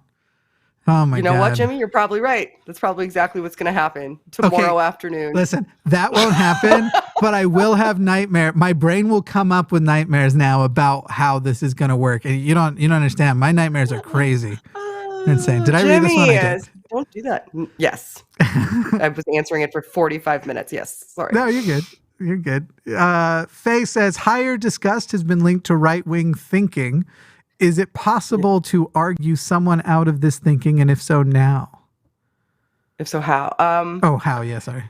Argue, not always. I don't like using broad generalizations when it comes to mind changing. As I generally do, me and Forrest are famous for this. I'm going to recommend a book. There's a really good book by David McCraney. I should get David on this show sometime. Yeah, he's the best. I don't know who that is. I'll message him. David McCraney. He's so cool. He has a podcast called You Are Not So Smart, and he's an author, and he's written a lot of really good books. He's not a psychologist, but he's like a really, really adept journalist, but like a science journalist would be the best way to describe it. And he wrote a book called How Minds Change, and he went and talked. I do know him. It's such a good book, and he focuses on dialectics in a large portion, and how you ask questions and how you relate to people, and exposure metrics as being the most likely to change a person's mind. Yeah. So if you come at somebody hot, there's a pretty good chance that they're gonna shut down. They're gonna go on the defensive. They're immediately gonna take a posture with you that isn't open to hearing what you have to say, because now they're very, very busy defending themselves. Right. So asking them questions about why they believe what they believe, and getting them to relate to the people that they maybe have bigoted opinions on, or getting them to more closely analyze and explain to you why they hold a position that you think is unhelpful or harmful. And being exposed to you as somebody who believes differently, but isn't attacking them, can be an incredibly effective way to change minds. Now, that's not to say that that's for everybody, because I know that I have a threshold, as do lots of people, and you shouldn't put yourself in harm's way. You shouldn't mentally enter into a conversation where you're going to hear things from somebody who is attempting to harm society to your specific detriment. That's a lot to ask of somebody. That's why allies are important. I'm rambling now, but anyway, I don't think that there is any one strategy would be my answer. Read that book. It's really good. It goes into way more nuance. I can't encapsulate an entire book in 15 seconds, but that's some of the high level stuff from that book. Or look up deep canvassing, which is another thing that was in the book that I found really, really interesting, that kind of instantiates some of those principles to really high effect. I would also add, if people want to go specifically with political stuff and political conservatism and changing their mind, this is one of those people where I have to say, specifically his views on cults check out. Sort of like we have to do with Dawkins now. If you want a great book about biology, Richard Dawkins is some of the best. Maybe stop there. But anyway, Right. Stephen Hassan, aren't you? Stephen Hassan's Cult of Trump. It's either chapter 9 or chapter 11 is specifically about having conversations with conservatives about their beliefs and stuff and cool. methods that have seemed successful. I realized the other day that I have read more books about topics either directly about Trump or related to Trump than any other topic in my life, which made me very sad. Did you buy your NFT trading cards? No, and I heard that those came out. The fucking thing that like depresses me the most is Americans are so fucking weird. You guys are weird. The cheapest ones still tripled in value in like 2 days. That's the worst part. It's succeeding. He sold out, and then there were some of them that were being thrown on the market. Some of the rare ones for like $24,000. That's the shit that's going on. His weird little cult of people is. Oh wow! Yikes! Yikes! Yikes, bro! And so much yikes. And Saudi Arabians that are trying to get his favor because, I mean, there's that whole monetary thing problem. Yeah. Oh yeah. Of course you did it. You rock, Melody Cape. For the record, I'm not saying Saudi Arabians in general. I'm saying the Saudi Arabian government and the people that we know all that shitty money comes from. I realized after I said that might have just sounded like I was bastardizing Saudi Arabians in general. No. Anyway, but Melody Kate said, of course you did it. You rock. Thank you, Melody Kate. Mm-hmm. Nailed it. Low PNC says, am I still straight if I'm attracted to Pelagia? Well, that depends because we don't know what your gender is. So maybe. I'm still straight, except for I'm not straight. So, I mean, you can, what's wrong with being bi? Just be bi. Come, one of us. Join us. Come to our side. We have Pelagias. The agenda is revealed. Yeah, we just have like a whole assembly line of just Pelagias that we just hand out as soon as you admit you're bisexual. Here we are, a show to recruit people to bisexuality. The right was right about us. Ryan Warner says, a year ago, I had a young Christian man tell me that martyrdom for his faith is one of the most beautiful things he can think of. Terrifying. That is fucking terrifying. I don't want to...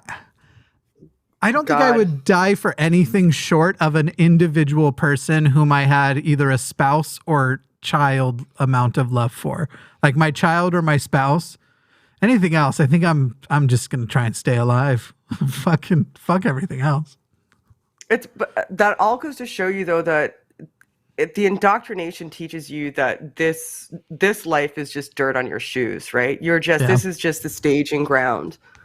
What you're really waiting for is what happens once this is over. And if you firmly believe that, then it follows. Like this type of perspective follows from that. If you really, really believe that, which is crazy. And unfortunately, they externalize it to also how beautiful it is to kill God's enemies. Mm-hmm. That ain't great. Yep. Quagma TV, what's your biggest gripe with the modal ontological argument? Asking for a friend, made lemon bars, burned fingers because forgot oven mitts exist. Oopsie daisies. I would need to be reminded of what it is, really, to be honest with you. I don't know off the top of my head. I'd need to be reminded of what it is. It's the ontological arguments that invoke possibility or necessity. Possibility or necessity? Yeah, that doesn't really help. Let's see. An updated version of one which makes use of possible worlds in order to prove that God exists. Possible world semantics. Oh, I if have God a hard exists time. in one possible world, then he exists in all possible worlds? Is that the modal ontological argument? I think it must be. I get all these stupid things confused with each other. Me too. I love it. Especially when you hear the same one so often, like so many times. And they all start with, okay, would you agree with the proposition? And it's like, number one or two always goes, on the surface, it sounds like I'd have to, but also, no, I don't think I do. Fucking. the prop, and by the way, why would it matter if I agree with the proposition? If it sounds right to me, I shouldn't just say yes. Prove that the propositions are correct in the first fucking place. So I just want to make sure that I'm understanding it then. So the modal ontological argument is the label for the greatest possible being. If there's like an infinite world, like if there's infinite universes, and in any one of those universes, the greatest possible being exists, which just they would definitionally, because there's infinite universes in one of them, this would have to happen. If that perfect being exists in one universe, then they have to exist in all universes. Therefore, God exists and transcends universes. And I guess my issue with that would be that I think that the existence of God is an impossibility. So there would need to be a universe in that infinity where impossibilities can happen.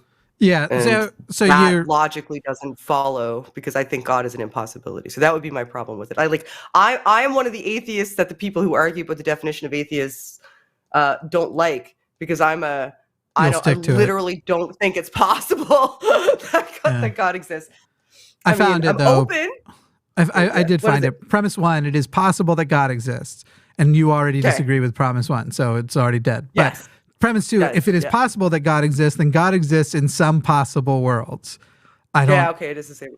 Yeah. I'm sitting here going haven't we synthesized many elements that prior to that we have no reason to believe existed at least anywhere else, and presumably some intelligent organism would have synthesized it first. So someone at some point would have synthesized it, and before that it wouldn't have existed anywhere else. But anyway, premise 3 is if God exists in some possible worlds, then God exists in all possible worlds. Premise 4, if God exists in all possible worlds, then God exists in the actual world. Premise 5, if God exists in the actual world, then God exists, therefore God exists. But isn't the first premise that it's possible that God exists? Right. Okay. And you don't agree with that. So it's I don't know. I don't think that it's possible that God exists. That premise has never been demonstrated. Why would I have to accept that? Why would I have to accept that as a premise? I don't think I do. Yeah. I think it's sort of this stupid colloquial versus whatever else things too. Whenever it's like, if somebody says, could you be wrong about God? And I go, yeah, I could be. I could. But that doesn't mean it's possible for God exists. I could be wrong about many things, but it also could be that I'm right because it's impossible. I don't know. I don't know which one it is. It's like the idea that you need to be like dogmatically emphatic that you're right about everything in order to hold a position like the one that I hold is silly. Like, I'm open to being wrong about it for sure. Right. Like, I've been wrong about things in the past. But as it stands right now, I don't think I'm wrong about it. Like, this is a position I currently hold. And nobody's shaken me from it. Like, nobody's given me any reason to not hold it. And the possibility that you're wrong does not create the possibility that God exists. Right. Exactly. Yeah.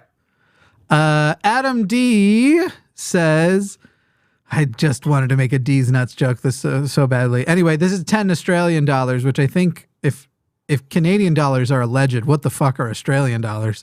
Conflicted. Totally imaginary.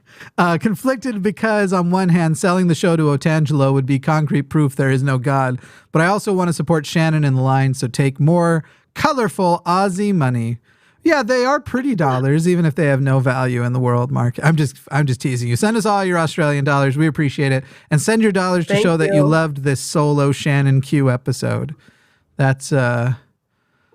Feed my ego. Tell me I'm special and a delicate snowflake, and I need my emotions bolstered up. Tell me how cool I am. If we don't get at least 10 more super chats, I will co-host every episode with Shannon from now on. Don't. I'm just kidding. That's not funny.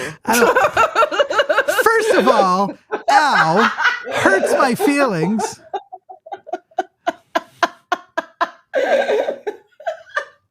Second of all, it would be quick enough you wouldn't get it till later.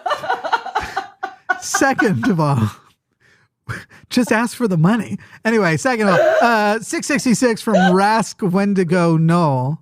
Is there any psychological reason that could lead to a massive difficulty waking up in the morning? It is a lifelong thing that cost me my job today. Oh, no. Yeah, there are, actually. There's multitude of sleeping disorders that can lead to that.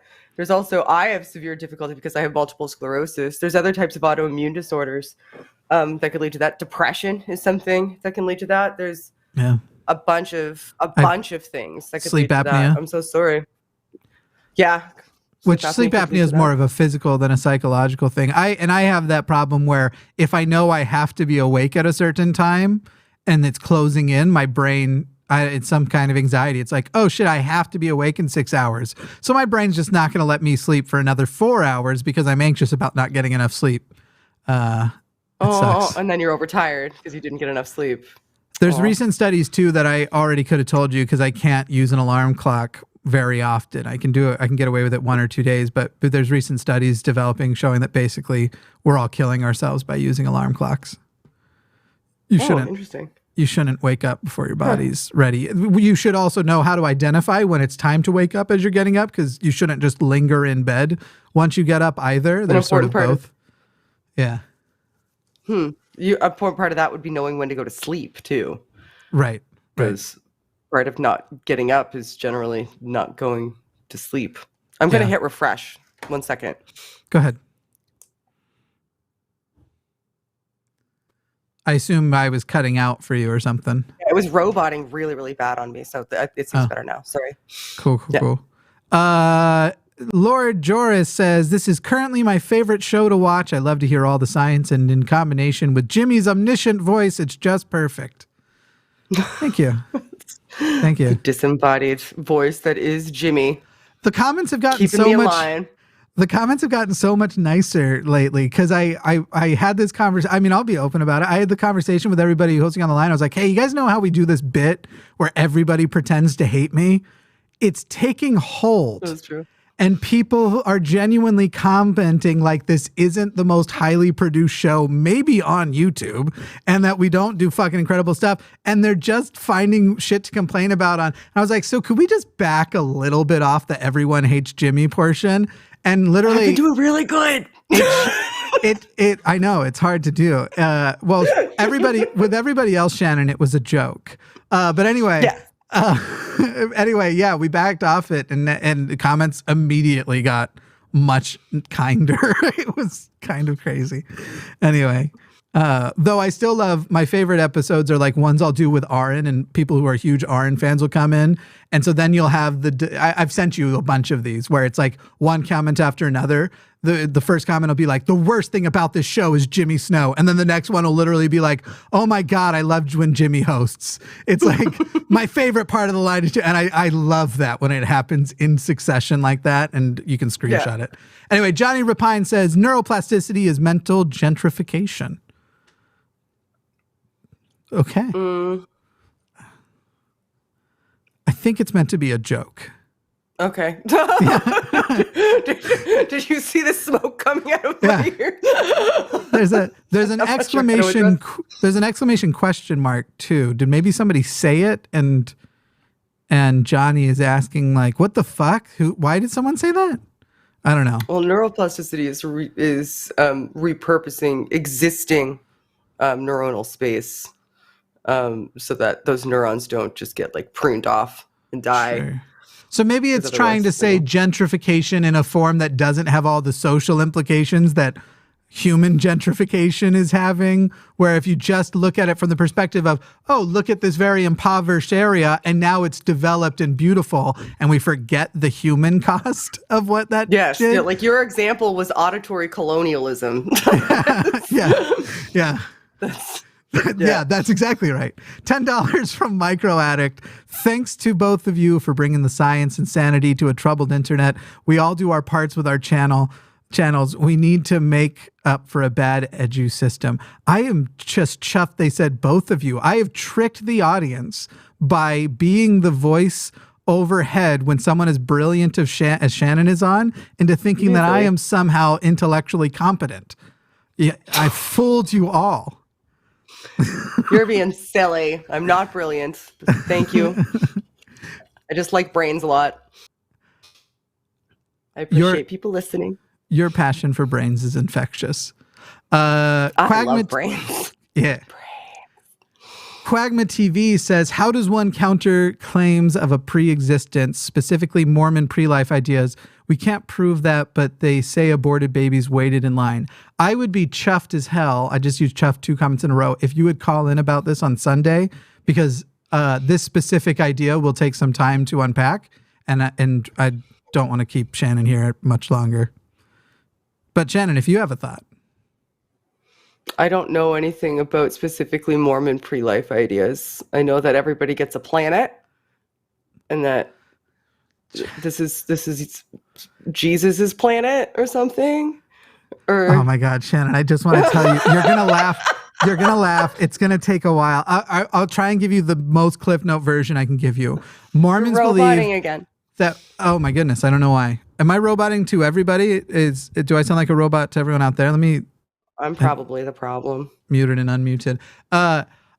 They believe that we were spirits before we came and that we chose our families and that we've actually always existed, but prior to God basically using his wives to give birth to us in spirit form, we were this sort of just random intelligences through the universe, and then he organized us into these ghosts, basically these pre-life ghosts, and then you're born and your ghost is stuffed into you, and when you die, I know it's crazy.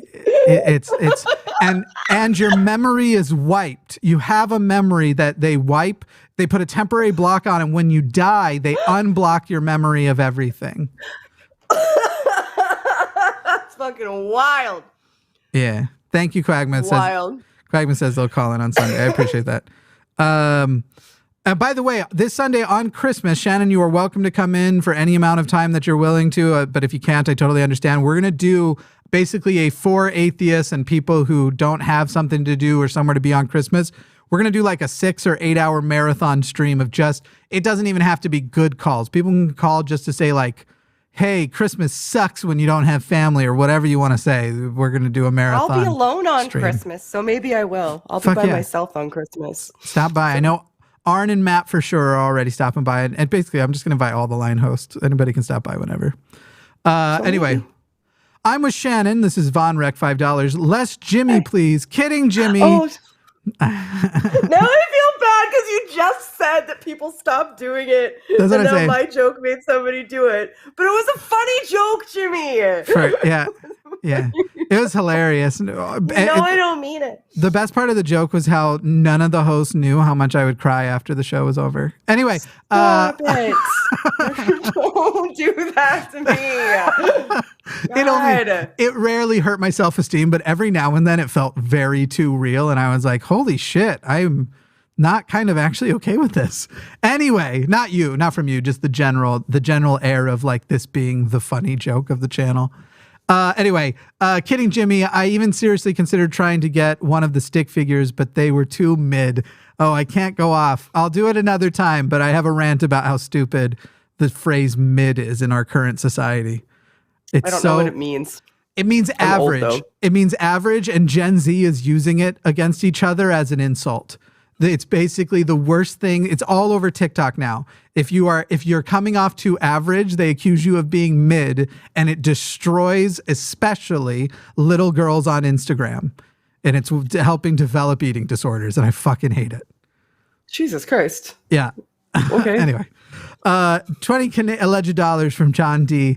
Great job tonight, Shannon. I deny bias because I am a Cape Bretoner living in Moncton.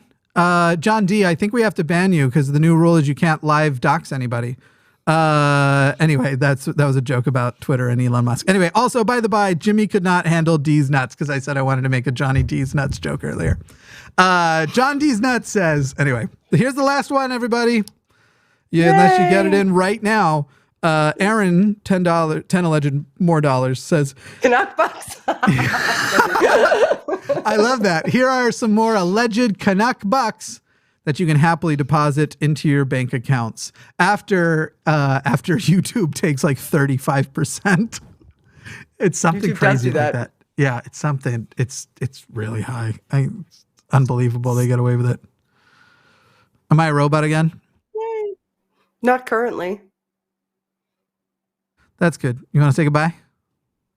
Bye, everybody. Thank you to the call screeners. Can we thank the call screeners and the moderators before we go for working so hard? Yeah, that's sort of the subtext of so say awesome. Goodbye. Yeah. Oh, okay. Yeah. One might also. I'm never going to be allowed to do this alone again. Thank you, call screeners. Thank you, moderators. Thank you, Jimmy, for doing such an amazing job of producing the show and for letting me come on and talk to the people. Thank you, everybody, for watching today. And as always, everyone, help elevate the discourse. Bye.